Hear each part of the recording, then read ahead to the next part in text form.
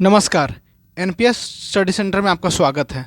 आज हम एमटीएस का तीसरा पार्ट लेकर आ रहे हैं, जो कि ये हुआ था 1/9/2023 को। ठीक है, जो कि आपके लिए जो एमटीएस का एग्ज़ाम आने वाला है 30 तारीख से, उसमें बहुत ही आपको फ़ायदा करेगा। ठीक है, चलिए शुरुआत करते हैं टाइम वेस्ट किए बिना। तो शुरू करते हैं। हमारा पहला प्रश्न है, क्या पूछा है? आईसीसी 2023 वर्ल्ड कप, विश्व कप जो है, कौन मेजबानी कर रहा है या किस देश में हुआ था?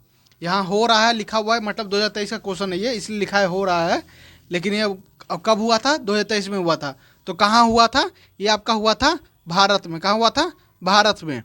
ठीक है, इसका विजेता कौन था? इसका विजेता था आपका ऑस्ट्रेलिया। कौन था? ऑस्ट्रेलिया विजेता था। इंडिया को हराकर इसलिए विजेता जीता था। छठी बार ऑस्ट्रेलिया ने जीता है। इंडिया 2 बार जीता है। इंडिया ने 2 बार जीता है। पहली बार जीता था इंडिया ने 1983 में कपिल देव के कैप्टन में, और 2011 में 2011 में जीता था एमएस धोनी के कैप्टनसी में। ठीक है, चलिए आईसीसी की बात करते हैं। तो आईसीसी का गठन कब हुआ था? आईसीसी का गठन हुआ था आपका 15 जून 1909 में। कब? 15 जून 1909 में हुआ था। ठीक है, और इसके आईसीसी के अभी चेयरमैन कौन है? तो चेयरमैन है ग्रेग बारकिले। कौन? ग्रेग बारकिले। और 1 दिसंबर 2024 से इसके नए चेयरमैन कौन होंगे? अमित शाह होंगे। कौन होंगे? अमित शाह। सॉरी माफ़ कीजिएगा, अमित शाह बोला गया डायरेक्ट। अमित शाह नहीं भाई, जय शाह। क्या? जय शाह होंगे इसके नए चेयरमैन। चलिए अगला प्रश्न चलते हैं। अगला प्रश्न क्या कह रहा है? अगला प्रश्न कहता है, भारतीय शास्त्रीय गायक पंडित जसराज का संबंध निम्नलिखित में से किस घराने से है? तो पंडित जसराज का संबंध किस घराने से है? वे हैं मेवाती घराने से। किससे? मेवाती घराने से। किससे हैं? मेवाती घराने से संबंधित है। कौन? पंडित जसराज। और इसके बाद देखते हैं दगारी घराने से कौन है रिलेटेड? दगारी घराने से रिलेटेड है आपके कौन है? तो हैं वो बाबा गोपाल दास। कौन? बाबा गोपाल दास हैं। पटियाला से कौन संबंधित रखते हैं? पटियाला से संबंधित रखते हैं आपके गुलाम अली खान।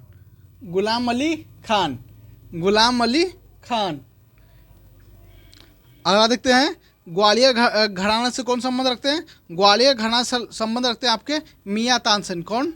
मियाँ तानसेन जो है ग्वालियर घराना से संबंध रखते हैं। चलिए आगे पहुँचते हैं। अगला प्रश्न है हमारा, भारतीय जनगणना 2011 के अनुसार निम्नलिखित में से किस राज्य की साक्षरता दर सबसे कम है? क्या बोला है? निम्नलिखित में से साक्षरता दर सबसे कम है, तो त्रिपुरा में है। वैसे अगर बात किया जाए भारत में सबसे कम साक्षरता दर किसका है, तो वह है बिहार का। किसका है? बिहार का है। बिहार का साक्षरता दर कितना है 2011 के अनुसार? तो 61.08%। कितना? 61.08%। वहीं अगर सबसे ज़्यादा की बात करें तो केरल का कितना है आपका? 93.91%। कितना? 93.91%। मिजोरम का कितना है? तो मिजोरम का है आपका 91.58%। कितना है? 91.58%। और गोवा का कितना है? गोवा की बात करें तो 80%। कितना? 80% है। ठीक है, हमारा अगला प्रश्न क्या है? चलिए अगला प्रश्न चलते हैं। अगला प्रश्न क्या है? अगला प्रश्न है आपका, भारत के संविधान के अनुच्छेद 19-30 किससे संबंधित है? अनुच्छेद 19 और 30 किससे संबंधित है? तो वह है आपका सांस्कृतिक एवं शैक्षणिक अधिकार से संबंधित है, 29 और 30। ठीक है, अगर हम बात करते हैं स्वतंत्रता का अधिकार कितना में है? स्वतंत्रता का अधिकार आपका है 19 से 22 में। किस में? 1922 में। संविधान में 20 और 21 आपका कभी भी रद्द किया नहीं जा सकता। याद रखिएगा, 19-20 का फर्क नहीं है। एक तरीका बताते हैं याद करने का इसको, कि बोलिएगा 19-20 का फर्क नहीं, 20-21 का फर्क होना चाहिए। 20-21 का फर्क, ये नहीं। 20-21 जो है आपके कभी भी आर्टिकल जो है बंद नहीं किया जा सकता या उसे रद्द नहीं किया जा सकता। ठीक है, आगे देखते हैं। आगे है समानता का अधिकार। समानता का अधिकार 14 से लेकर 18 तक। कितना है? 14 से लेकर 18 तक है। उसके बाद है आपका धार्मिक स्वतंत्रता का अधिकार, ये है आपका 25 से 28 तक। कितना? 25 से 28 तक है। चलिए अगले प्रश्न, टोटल कितने हमारे फंडामेंटल राइट है? टोटल 6 हैं, ठीक है, टोटल 6 हैं। पहला क्या है? पहला है आपका समानता का अधिकार 14 से 18। दूसरा है स्वतंत्रता का अधिकार जो कि है 19 से 22। उसके बाद है आपका अस्पृश्यता का, शोषण के विरुद्ध, शोषण के विरुद्ध है, शोषण के विरुद्ध है, वो है आपका 23 और 24। उसके बाद आता है आपका धार्मिक स्वतंत्रता का अधिकार जो कि है आपका 25 से 28। उसके बाद है सांस्कृतिक एवं शैक्षणिक, ये आता है 29-30। उसके बाद आता है आपका लास्ट 32 संवैधानिक उपचार, ठीक है, लास्ट में आता है संवैधानिक उपचार 32 में। चलिए अगले प्रश्न चलते हैं। अगला प्रश्न है आपका, निम्नलिखित में से किस राज्य में दिन और रात के तापमान में लगभग कोई अंतर नहीं होता है? एक केरल ही ऐसा राज्य है यहाँ पर जहाँ पे दिन और रात के तापमान में लगभग कोई अंतर नहीं होता, थोड़ा मोड़ा ही अंतर होता है केरल में, ठीक है। बिहार की राजधानी पटना, राजस्थान की राजधानी जयपुर, पंजाब की राजधानी चंडीगढ़। चलिए आगे बढ़ते हैं। अगला प्रश्न क्या कहता है? अगला प्रश्न है पंडित भजन सोपारी, क्या बोला है? पंडित भजन सोपारी जिनका वर्ष 2022 में निधन हो गया, किस संगीत वाद्य यंत्र से प्रसिद्ध वादक थे? तो वे किससे थे? संतूर से थे। किससे थे? संतूर से थे, ठीक है। अगले प्रश्न चलते हैं। अगला प्रश्न क्या कर रहा है हमारा? अगला प्रश्न कहता है प्रसिद्ध विदेश्वर मंदिर किस राज्य में स्थित है? प्रसिद्ध विदेश्वर मंदिर किस राज्य में प्रसिद्ध है? तो वो है तमिलनाडु में। कहाँ? तमिलनाडु में। एक तमिलनाडु में और प्रसिद्ध कौन कौन सा है? तो रामनाथ स्वामी मंदिर, रामनाथ स्वामी मंदिर और नटराज मंदिर, ये भी जो है आपका तमिलनाडु में है। कौन कौन मैंने बोला? रामनाथ स्वामी मंदिर, रामनाथ स्वामी मंदिर और नटराज मंदिर, ये जो है तमिलनाडु में है। अगला क्या है? आंध्र प्रदेश। आंध्र प्रदेश में है आपका फेमस है रामप्पा। कौन सा? रामप्पा, रामप्पा रंगनाथ। उसके बाद है तिरुपति बालाजी, तिरुपति बालाजी मंदिर फेमस है, ठीक है। आगे देखते हैं केरल का। केरल की बात करें तो कौन कौन सा? सबरीमाला, ठीक है, सबरीमाला। उसके बाद है आपका श्री पद्मनाभनेश्वर, क्या बोले हैं? श्री पद्मनाभनेश्वर, ठीक है, ये हो गए केरल के आपके। उसके बाद है आपका कर्नाटका का। कर्नाटका का कौन कौन सा है? तो वो है कोरूरू, ठीक है, श्रृंगेरी। उसके बाद है आपका होरानुडू।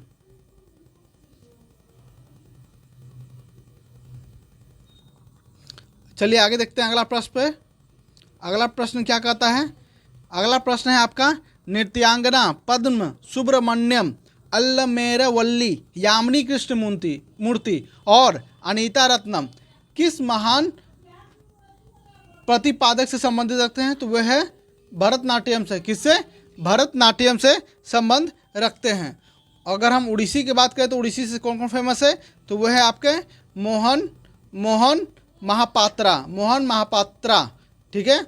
और बताते हैं कौन कौन सा है। एक हरे कृष्ण बेहरा। कौन? हरे कृष्ण बेहरा। वहीं कथक की बात करें तो बिरजू महाराज। कौन? बिरजू महाराज। उसके बाद है आपका एक लच्छू महाराज। कौन? लच्छू महाराज। उसके बाद है आपका एक और बताते हैं, एक है आपका लगता है सित्रा देवी।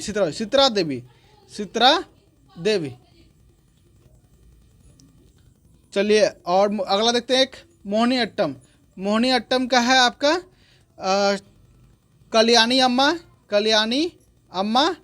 अम्मा और भारती। उसके बाद एक हो गए शिव जी, ठीक है, ये सब हो गए मोहिनी अट्टम से। तो अगले प्रश्न में चलते हैं। अगला प्रश्न क्या कहता है हमारा? चलते हैं अगला प्रश्न पर। अगला प्रश्न क्या है? अगला प्रश्न है आपका भारत के संविधान के अनुच्छेद 129 के बारे में निम्नलिखित में से कौन सा कथन सही है? मतलब 129 का आर्टिकल में क्या कहा गया है? तो 129 का आर्टिकल में कहा गया है यह सर्वोच्च न्यायालय को अभिलेख न्यायालय होने का प्रावधान करता है, ठीक है, 129 में कहा गया है। और 124 में क्या कहा गया है? 124 में कहा गया है कि भारत में एक सर्वोच्च न्यायालय होना चाहिए, भारत में एक सर्वोच्च न्यायालय होना चाहिए, ठीक है।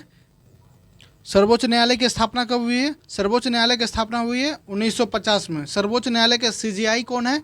तो है डी.वाई. चंद्रचूड़। ठीक है, डी.वाई. चंद्रचूड़। यह केवें नंबर पे है? तो यह है 50वें नंबर पे। किसवें नंबर पे? 50वें नंबर के हैं सीजीआई। ठीक है, आगे देखते हैं। आगे लिखा है कि यह सर्वोच्च न्यायालय को राष्ट्रपति को सलाहकारी राय देने का प्रावधान करता है। तो ये किस आर्टिकल में है? ये जो है आपका 143 आर्टिकल में है। 143 आर्टिकल में कहा गया है कि सर्वोच्च न्यायालय को राष्ट्रपति को सलाहकार राय देने का प्रावधान करता है। ठीक है, उसके बाद है सर्वोच्च न्यायालय को अपील को सर्वोच्च अदालत बनाने का प्रावधान किस में है? तो ये जो है ये आपका है 132 में। किस में है? 132 में है। 133 में भी है, 134 में भी है। ठीक है, आगे देखते हैं। आगे कहा है कि सर्वोच्च न्यायालय को मूल क्षेत्राधिकार वाला न्यायालय बनाने का प्रावधान ये किस आर्टिकल से है? तो ये आपका 32 के आर्टिकल से होता है। ठीक है, 32 के आर्टिकल से। अगला प्रश्न चलते हैं। अगला प्रश्न बोला है कौन सा सरकारी बजट में पूंजीगत प्राप्ति मतलब कैपिटल रिसिप्ट का एक उदाहरण है? तो वो कौन सा उदाहरण है आपका? वो है सरकारी बंध पत्र की बिक्री। बंध पत्र की बिक्री में ही आपका कहलाता है पूंजीगत प्राप्ति। अगर हम सरकारी स्वामित्व वाले उद्यमों की आय से बात करें तो ये क्या कहलाता है? ये कहलाता है सार्वजनिक क्षेत्र के कहलाता है। ठीक है, और उसके बाद आगे देखते हैं विदेशों से प्राप्त। तो आपका हो गया जीएनपी ग्रोथ नेशनल प्रोडक्ट। ठीक है, अगला चलते हैं। अगला प्रश्न है आपका वसुंधरा दोरास्वामी को किस नृत्य शैली के लिए 2019 का संगीत नाटक पुरस्कार दिया गया है? तो वो दिया गया है वो किस क्या चीज़ से है? कौन सा नृत्य से संबंध रखते हैं? तो वे संबंध रखते हैं भरतनाट्यम से। किससे? भरतनाट्यम से। भरतनाट्यम कहाँ का है? तो भरतनाट्यम कहाँ का? ये है आपका तमिलनाडु का। कहाँ का है? तमिलनाडु का। मोहिनीअट्टम कहाँ का है? ये है केरला का मोहिनीअट्टम। कथकली भी आपका केरला का। कथक कहाँ है? उत्तर भारत या उत्तर प्रदेश का। अगले प्रश्न चलते हैं।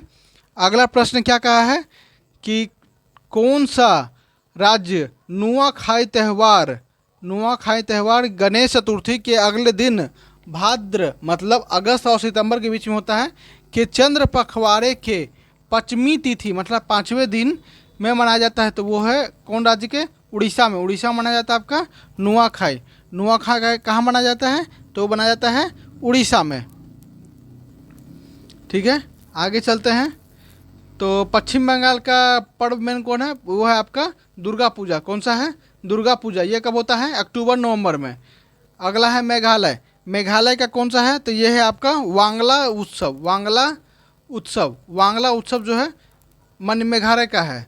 ठीक है, अगला चलते हैं असम का कौन सा है? तो ये असम का है एक फेमस बिहू अम्बुबाची मेला। ठीक है, ये दूगो याद रखिएगा, बिहू और अम्बुबाची मेला। चलते हैं अगले प्रश्न पर। अगला प्रश्न क्या कहता है? अगला प्रश्न कहता है रॉबर्ट हुक ने कोशिका शब्द का प्रयोग किस वर्ष किया था? तो रॉबर्ट हुक कौन था जिसने कोशिका को सर्वप्रथम बताया था कि कोशिका एक हमारे शरीर का भाग होता है जो बहुत ही जो न दिखने वाला चीज़ होते हैं, जिसे आप माइक्रोस्कोप से ही देखा जा सकता है। तो उन्होंने कब इस प्रयोग का शब्द किया था? तो उसे प्रयोग किया था 1665 में। कब किया था? 1665 में। चलते हैं अगले प्रश्न पर। अगला प्रश्न है आपका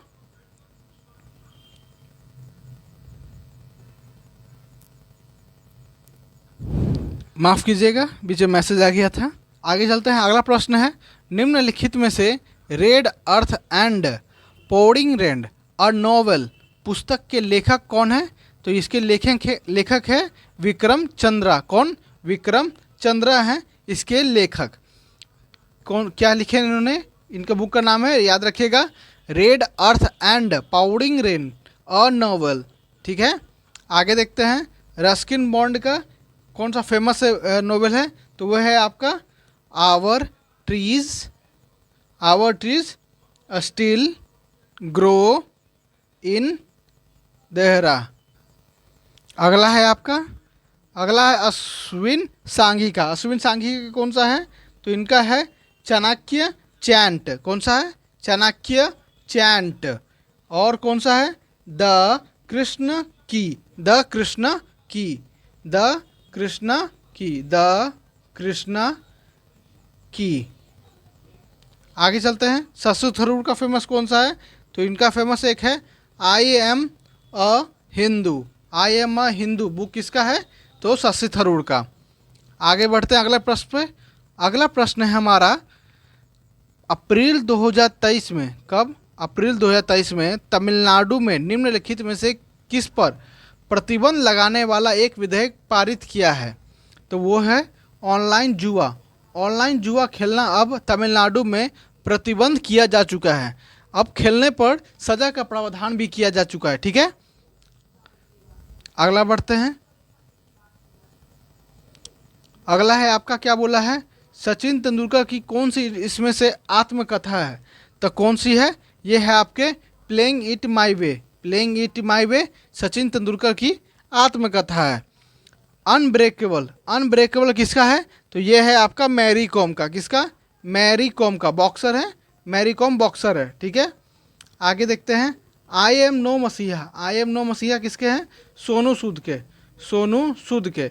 इन्होंने कोरोना के समय लोगों की मदद की थी, उसी समय ये नोवेल उसके बाद लिखा गया था।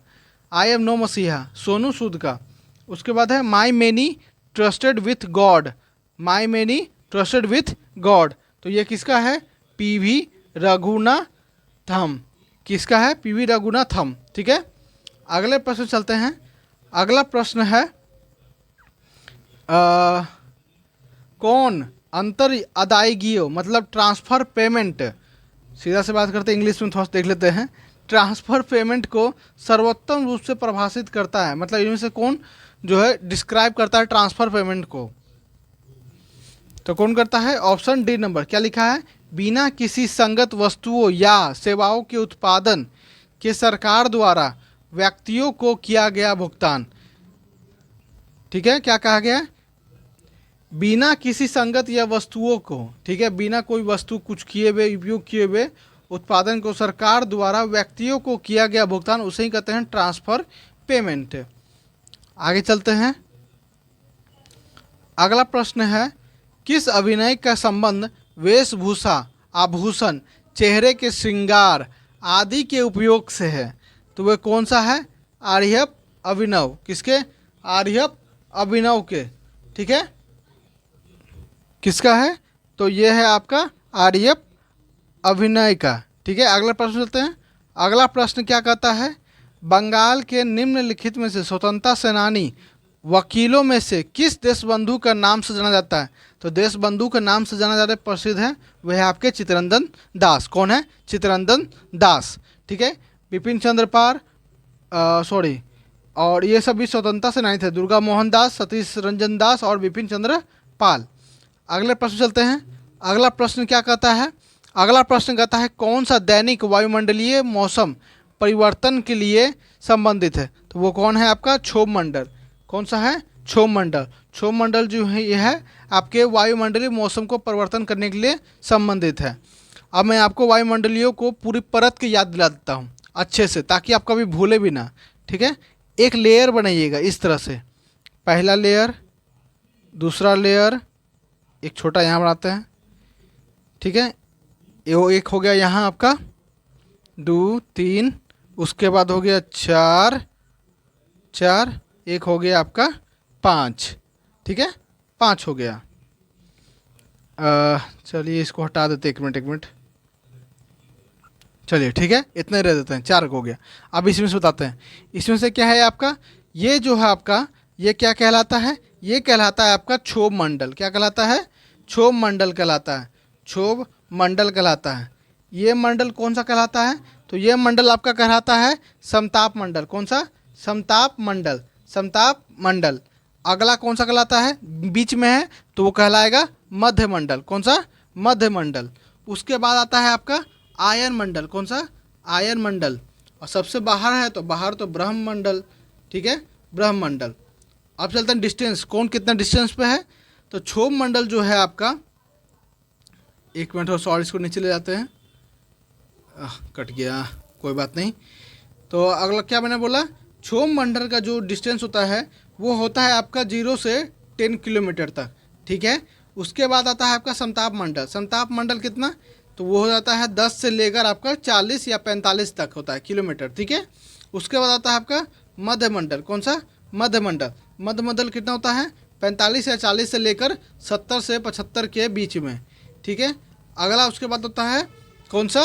तो वो होता है आपका आयन मंडल। कौन सा? आयन मंडल। तो ये कितना होता है? ये होता है 70 या 75 से लेकर 700 किलोमीटर तक। उसके बाद कौन सा आता है आपका? ब्रह्मंडल। ब्रह्मंडल कितना होता है? तो ये 700 किलोमीटर से ऊपर की ओर, मतलब ज़्यादा, उससे ज़्यादा, ठीक है। अब आते हैं कौन किस में क्या कहलाता है। जैसे क्षोभ मंडल है, तो क्षोभ मंडल में मौसम परिवर्तन कहलाता है, ठीक है। समताप मंडल में क्या कहलाता है? समताप मंडल में आपका कहलाता है जो है एरोप्लेन चलता है। एरोप्लेन चलता है कहाँ? समताप मंडल में। और इसी में आपका ओजोन भी होता है। ओजोन लेयर भी आपका समताप मंडल में ही होता है। आगे देखते हैं मध्यमंडल में। मध्यमंडल में क्या होता है? तो मध्यमंडल में जो है आपका एस्ट्रॉइड जो गिरता है उसे जलाने में मदद करता है। कौन?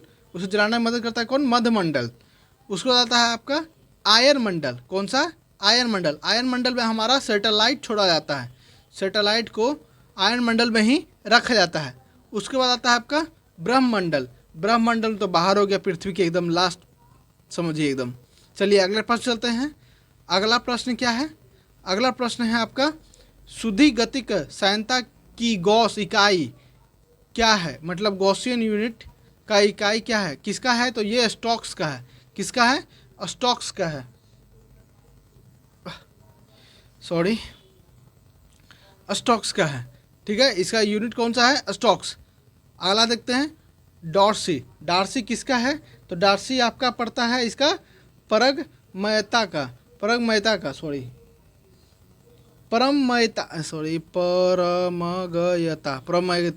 इसका पड़ता है आपका डॉर्सी। डॉर्सी जो है परमगयता का यूनिट है। उसके बाद है आपका जूल। जूल किसका है? ऊर्जा का। किसका है? ऊर्जा का ऐसा यूनिट है। एम्पियर किसका है? विद्युत धारा का है। किसका है? विद्युत धारा का एम्पियर है। अगला प्रश्न चलते हैं। अगला प्रश्न क्या कहा है? मित्र मेला द्वारा, मतलब किनके द्वारा स्थापित एक क्रांतिकारी संगठन था? तो किनके द्वारा क्रांतिकारी संगठन है? तो ये है आपका विनायक सावरकर। कौन? वीडी सावरकर या विनायक सावरकर। मित्र मेला, ठीक है।